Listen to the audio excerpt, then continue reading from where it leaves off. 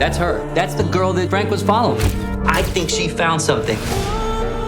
What happens to poor people in this city wasn't news yesterday, and it won't be tomorrow. Where's everybody go? Mostly just disappear.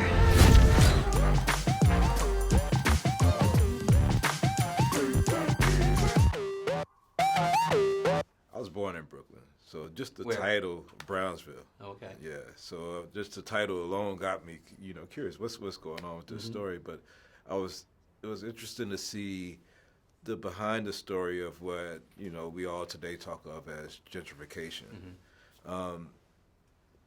It's interesting how it resolves itself too. And I don't want to ruin it for the audience, but I mean, what about that story and your family history made you curious? Go with this. Yeah, I go further too and say, not just gentrification, but in the case of in the 50s, it wasn't just that. It was because we think of gentrification, we think of like sort of the dislocation of changeover of like who lives in a neighborhood. Yeah. In those days, like the one character says, this isn't slum removal, this is Negro removal. It wasn't about they didn't move people out.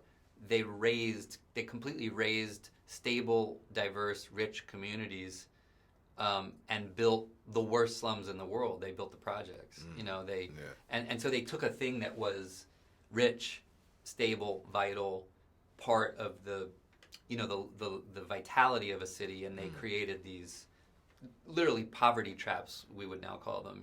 Wow. And it's like and we live with we live in the consequences of this thing, and now they seem like very difficult problems to solve because you can't unmake that. And in a way, part of the danger, I think, is absorbing these things is like intrinsic, and you go, no, these were things that were done with intent and by design. And that's the shadow story under the story that we tell ourselves about what's America all about and what are our values and what are our principles. And the answer to your question is, I think there's a tradition in American films, noir films, if you want to call them that, but where we say like, hey, that shadow narrative, we're going to go in it, and if what we find is people with a kind of power doing things that, then we're going to start to like try to be a thorn in its side. The detective is kind of like all of us saying, we'll go along with this for a little bit, but we're not going to go along with it all the way. And that's why I think it's healthy. It's like we're gonna acknowledge that there's a shadow narrative, right? Right. But I got interested in that because my grandfather was a very progressive thinker about cities. He was sort of the antithesis of Alec Baldwin's character. He really believed in sustaining and revitalizing communities, not like sort of in infrastructure in a way. And I was very inspired by him. He inspired a lot of people. His work in New York was really significant in terms of the revitalization of the South Bronx and lots of other places. And I just wanted to. You've marinated in. So I worked for him in New York. Somehow I wanted to find a way, not a documentary. I wanted to find a way that was a fun story, a compelling story to unearth some of that. And you do that, especially with Google and some other characters. Michael K. It was the law. That it? No. I'm just ahead of it. What's the difference? Well, the law's a rule book we make for the times we find ourselves in. You rebuild the city, in my experience, the law will follow you and adapt to what you do. Yeah, a lot of people like the city the way it is. Who are you rebuilding it for? The people to come. 50, 100 years from now, what will matter of what we've done now? What will help people to make science fiction real? The laws of today or roads and bridges and tunnels for commerce to move swiftly over? Beaches and parks to let people escape the rat race and inspire the mind? Palaces of culture where hellish slums used to be? It all sounds pretty grand, I guess, unless you happen to be one of the people whose house is in the way right now. And you're real busy on this project as producer and director and acting, and I imagine as artists that you may be critical of yourself after any project or when you go back and look at it. But when you're doing so many parts of the project, does it make you like more critical of the process afterwards? Or No, that's a very interesting question. I'd say there's a higher risk of that, yes, because you're going to assess your own work on all these dimensions and things.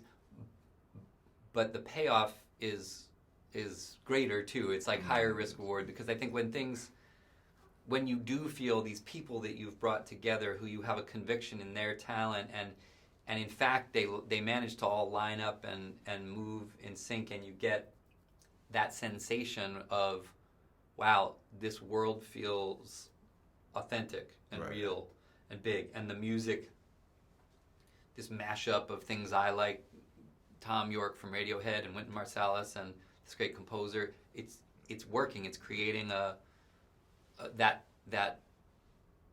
hypnotic effect. You start to feel excited. You start to feel like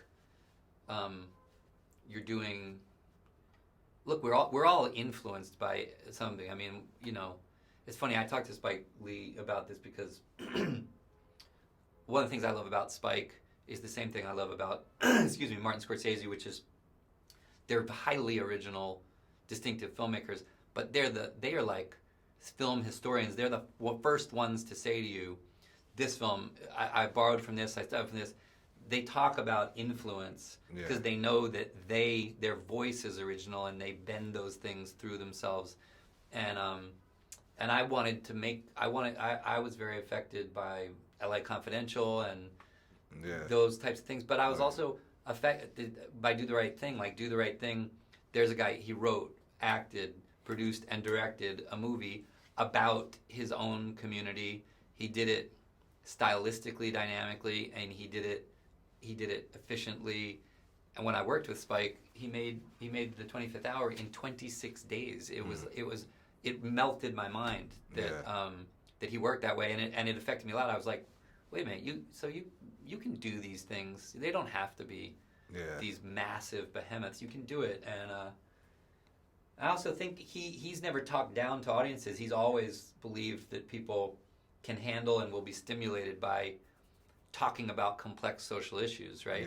Yeah. And I appreciate that too. I like not being.